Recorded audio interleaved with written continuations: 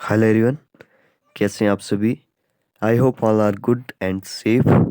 आज है 2 सितंबर 2020 और आज का डे है वेंसडे।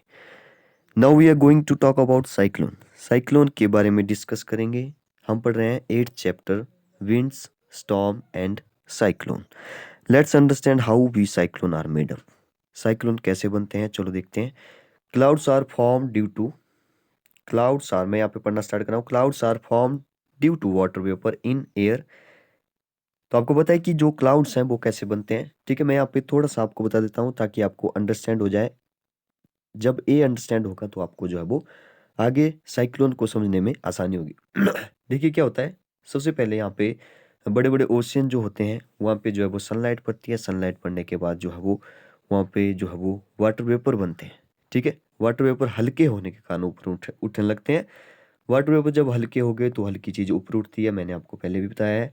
तो जब हल्के होने के कारण जो है वो ऊपर उठी, मतलब कि वाटर से वेपर बनना स्टार्ट हो गए, वहाँ पे इस प्रोसेस को बोलते हैं इवेपोरेशन। आप लोग पिछले क्लासेस में भी इसको पढ़ चुके हैं, इवेपोरेशन। ठीक है, जब वहाँ पे ऊपर चले गए तो वहाँ पे जो है वो क्लाउड्स बन गए। क्लाउड्स बनने के बाद वहाँ पे टेम्परेचर जो है वो डाउन हो गया। टेम्परेचर डाउन होने की वजह से जो है वो वेपर से वाटर बनेगा। वेपर से वाटर बनेगा, वहाँ पे बोलते हैं कंडेंसेशन। ठीक है, वहाँ पे क्या बोलते हैं, कंडेंसेशन बोलते हैं। तो बारिश होना स्टार्ट हो जाएगी। ठीक है, बारिश होना स्टार्ट हो जाएगी। चलिए देखते हैं इस प्रोसेस को भी, इससे रिलेट करके जो है वो साइक्लोन को समझते हैं। Clouds are form due to water vapour. ये बोल रहा है कि क्लाउड्स जो है वो वाटर वेपर से बनते हैं in air. As the water turn into vapour, जब जो है वो वाटर वेपर में टर्न होता है। ठीक है, जहाँ पे हमने देखा कि इवेपोरेशन हो रही है, it takes up the heat from the atmosphere. ये बोल रहा है कि वहाँ पे जो है वो तब जो है वो हीट लेता है कहाँ से, एटमोसफियर से। ठीक है, हीट लेता है कहाँ से, एटमोसफियर से। When the water vapour turn into clouds, जब जो है वो उसके बाद जो है वो वाटर वेपर से जो है वो क्लाउड्स बन गए and fall back as rain drop. और जब बारिश से जो है वो नीचे आने लगे and the warm air start rising. Important point है, वार्म एयर जो है वो यहाँ पे राइजिंग हो रही है।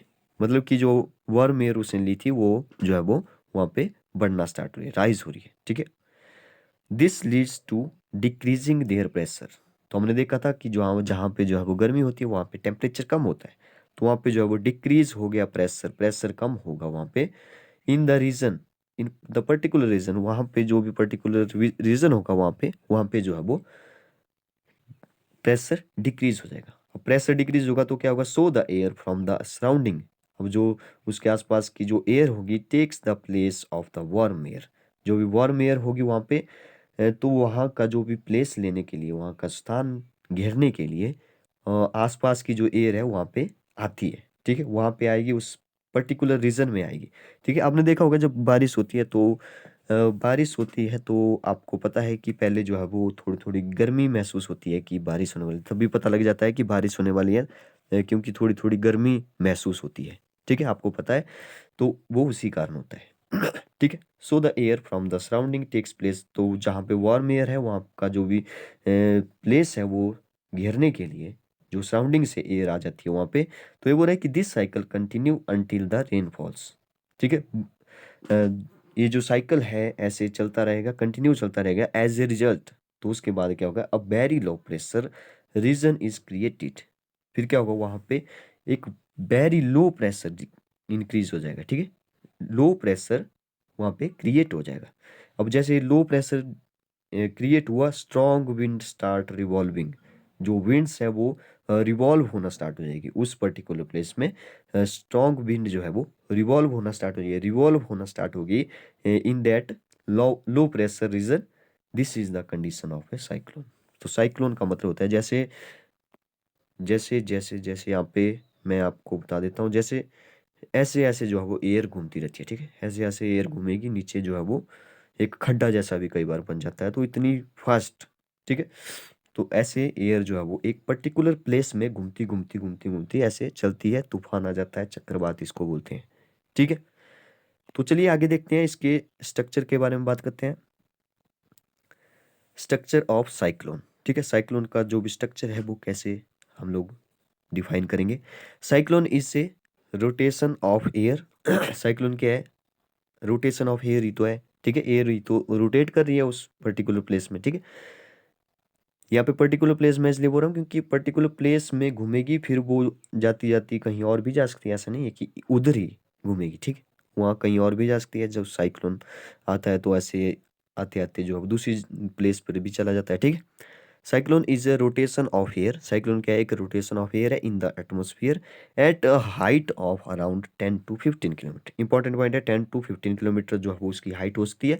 देखिए 10 to 15 किलोमीटर बहुत ज़्यादा होता है। तो यहाँ पे जो है वो रोटेशन ऑफ एयर हो रही है, ऐसे ऐसे जो है वो ऊपर की तरफ घूम रही है, ठीक है। तो ये कितना किलोमीटर हाइट हो सकती है इसकी, 10 से 15 किलोमीटर जो है वो इसकी हाइट हो सकती है। The centre of the cyclone also called the I of the storm, ठीक है, जो उसका सेंटर होता है। अब देखिए यहाँ पे जैसे जैसे जैसे जैसे एयर घूमेगी ऐसे ऐसे, तो बीच में जो भी जगह बच रही है, ठीक है, आसपास जो है वो एयर घूम रही है, लेकिन बीच वाली जो भी स्पेस बच रहा है उसको बोलते हैं आई ऑफ द स्टॉर्म। एक नंबर में पूछा जा सकता है, so you should know this, ठीक है। तो आपको ये पता होना चाहिए कि जो भी सेंटर वाली जो भी वहाँ पे जो भी लाइट एयर होती है यहाँ पे, ठीक है, जो एयर जो है वो उसके सराउंडिंग घूमती है, लेकिन बीच वाले जो भी लाइट एयर होती है यहाँ पे उसको बोलते हैं आई ऑफ द स्टॉर्म, ठीक है। Is a clean area where there are clouds but only light wind, ठीक है।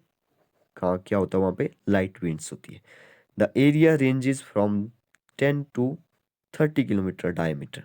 अब डायमीटर की बात करिए, मतलब यहाँ पे एरिया बताना चाह रहा है कि उसका जो एरिया होता है, देखिए ऐसे ऐसे ऐसे घूमेगी। तो मैं एक ही यहाँ पे बताता हूँ, ठीक है, एयर जो है वो ऐसे घूमेगी, ये बता रहा है इसका डायमीटर, ठीक है। डायमीटर से हमें पता है कि रेडियस निकल जाता है, ठीक है। तो डायमीटर इसने बोला है कि 10 से 30 किलोमीटर तक भी हो सकता है, ठीक है, 10 to 30 किलोमीटर हो सकता है, ठीक है। सॉरी।